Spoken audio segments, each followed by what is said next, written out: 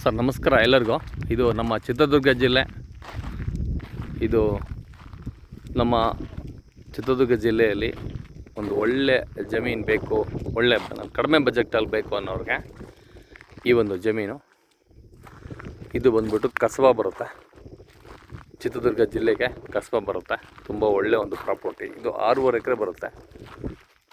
ಇದು ಕೋಳಿ ಫಾರಮ್ ಮಾಡೋರಿಗೆ ಯೋಗ್ಯವಾದಂಥ ಭೂಮಿ.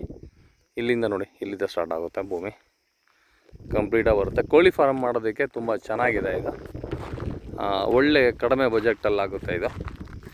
ನಮ್ಮ ಇಡೀ ಜಿಲ್ಲೆಯಲ್ಲಿ ಅತಿ ಕಡಿಮೆ ಬಜೆಟಲ್ಲಿ ಆಗುವಂಥ ಜಮೀನು ಅಂದರೆ ಇದು ಒಂದೇ ಇರುತ್ತೆ ನಮ್ಮಲ್ಲಿ. ಒಳ್ಳೆ ಭೂಮಿ, ಸಮತಟ್ಟವಾದಂಥ ವಿಡ್ತು ಚೆನ್ನಾಗಿದೆ ಕೋಳಿ ಫಾರಮ್ ಮಾಡೋದಕ್ಕೆ. ಇದು 6.5 ಎಕರೆ ಬರುತ್ತೆ. ಪ್ರೈಸ್ ಬಂದ್ಬಿಟ್ಟು ಇದನ್ನು ಕೇವಲ 13.5 ಲಕ್ಷ ರೂಪಾಯಿ ಫೈನಲ್ ರೇಟ್ ಆಗುತ್ತೆ. ಇದು 13.5 ಲಕ್ಷ ಪ್ರತಿ ಎಕರೆ. ಒಳ್ಳೆ ಭೂಮಿ, ಬಟ್ ರೇಟಲ್ಲಿ ಯಾವುದೇ ಥರ ನೆಗೆಷಬಲ್ ಆಗೋದಿಲ್ಲ.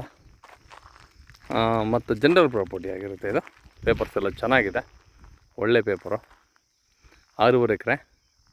ನಮಗೆ ಈ ಕಲ್ಲಿನ ಭಾಗದಿಂದ ಹಿಡಿದು ಅಪ್ ಟು ಈ ಕಡೆ ನೋಡಿ ಅಡ್ಬಸ್ ಮಾಡಿಬಿಟ್ಟು ಕಲ್ಲು ಹಾಕಿದ್ದೀವಿ.